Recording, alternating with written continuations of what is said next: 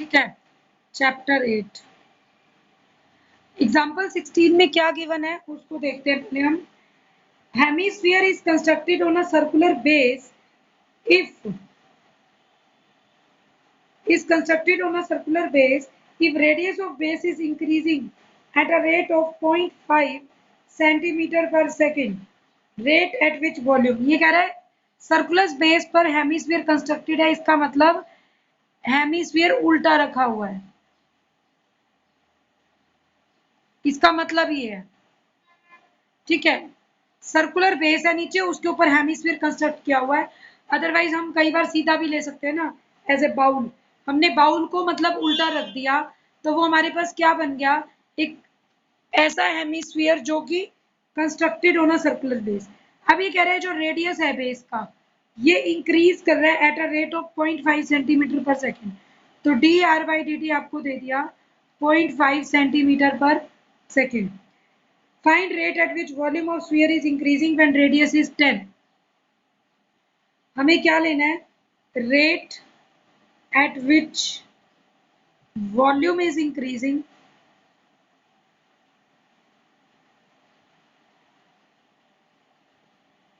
at when radius is 10 centimetre. तो मुझे ये चीज करके दिखानी है। तो सॉल्यूशन में देखो, वॉल्यूम ऑफ स्फीयर, हेमिस्फीयर क्या होता है फॉर्मूला, हमें फॉर्मूले आने चाहिए बस सारे। 2/3 पाई आर क्यूब, ठीक है, वॉल्यूम ऑफ हेमिस्फीयर। तो V हो गया 2/3 pi R cube. dV by D T क्या होगा, 2/3 पाई आर क्यूब का derivative 3r² D R by D T. 3 से 3 कट हो जाएगा, 2 pi R square. What is D R by D T, first equation में given था 0.5। तो अब dV बाई डी टी क्या बना, 0.5 इंटू दिस, 0.5 का डबल करोगे तो 1 ही हो गया, तो पाई आर स्क्र रह गया dV बाई डी टी। अब आपको लिखना है at r is equal to 10 centimetre, dV by D T becomes pi into 10 का स्क्वायर 100 पाई। लेकिन यूनिट्स आप खुद लगाएंगे, पाई की वैल्यू डाल दो चाहे,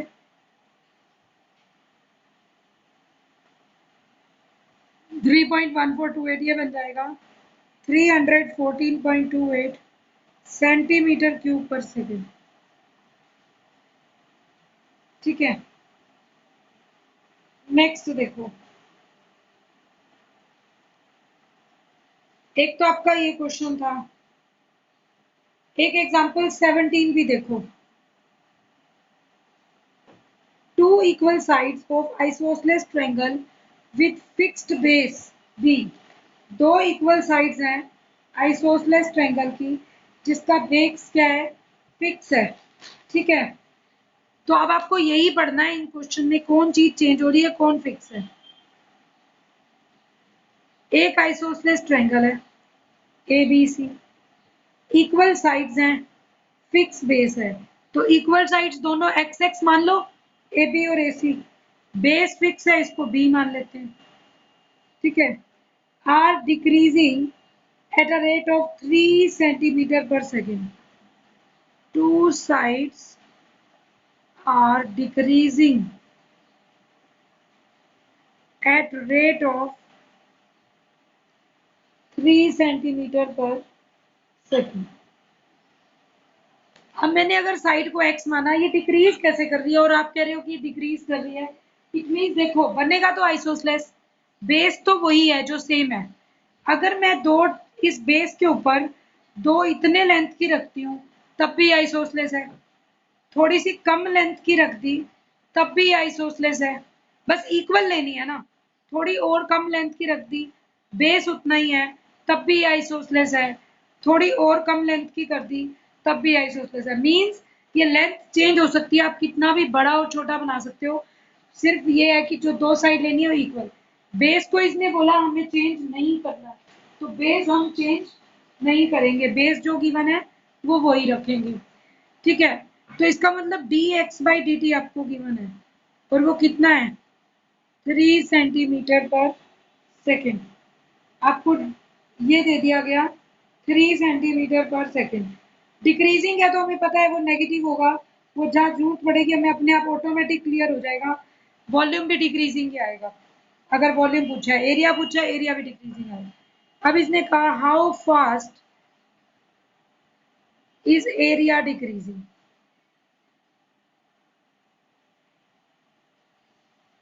When side is equal to base, when both sides are equal to base, ये क्या कब होगा? जब x b के बराबर हो जाए तब बताओ dx by dt। तो हमें क्या करना है देख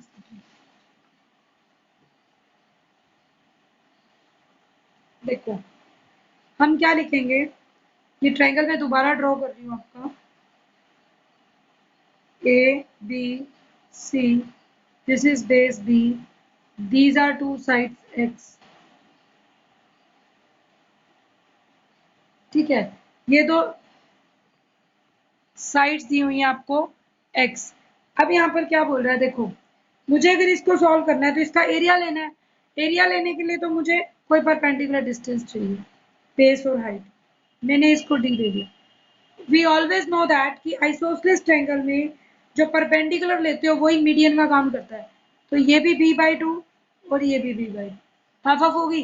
अब आप AD ढूंढ सकते हो।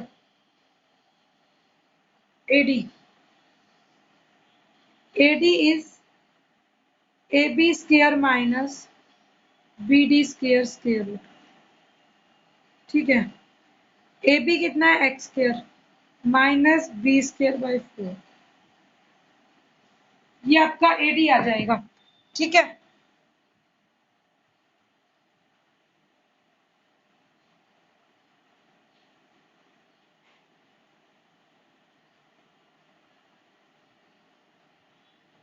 देखो अब जब आपने AD फाइंड आउट कर लिया बेटे,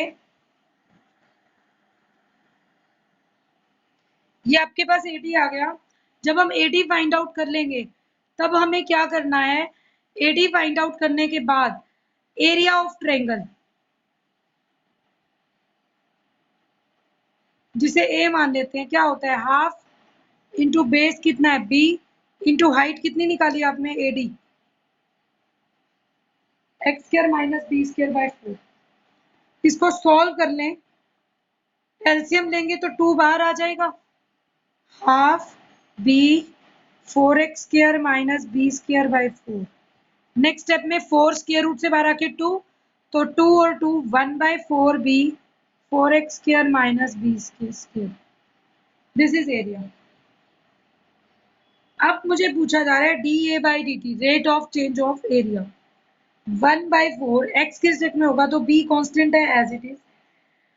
किसी भी रूट x का डेरिवेटिव क्या होता है? अब हम पढ़ चुके हैं, 1/2 square root of 4x square minus B square into derivative of 4x square minus B square, D by D X of 4x square minus B square.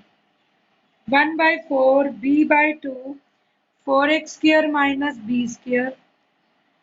4x square का डेरिवेटिव 8x, b कांस्टेंट है उसका 0, लेकिन हम तो t में कर रहे हैं, तो dx by D T. Actual में तो मुझे d बाई डी टी करना था इसका, d बाई डी टी ही लिखो, 4x square minus B square का। ठीक है, तो वो dx बाई डी टी आ गया।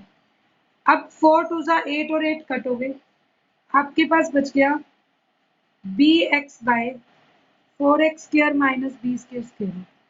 अब since dx by dt is 3 centimetre per second decreasing, decreasing है तो इसको +3 नहीं लिखोगे, dx बाई dt की वैल्यू क्या आएगी? -3, क्योंकि ये डिक्रीजिंग गिवन है। अगर गिवन है तो -3 पुट करेंगे, तो आपके पास dA बाई dt कितना बन गया? -3bx 4x square minus B square. इसने dA बाई dt की वैल्यू आपसे कब पूछी है? When x is equal to b। तो when x is equal to b, dA by dt becomes -3 b into x की जगह भी b रख दो, 4b square minus b square square root. This will become minus 3b square. 4b square minus b square is 3b square. तो root 3b, एक b cut हो जाएगा, minus root 3b centimetre square पर second. यही answer आ जाएगा। तो आपको यही चीज ध्यान रखनी है, फंक्शन कैसा है, करना हमें फर्स्ट डेरिवेटिव ही है, बट बहुत सोच समझ के करना है। हमें एरिया के फॉर्मूले और ये सब चीजें बनानी पड़ेंगी।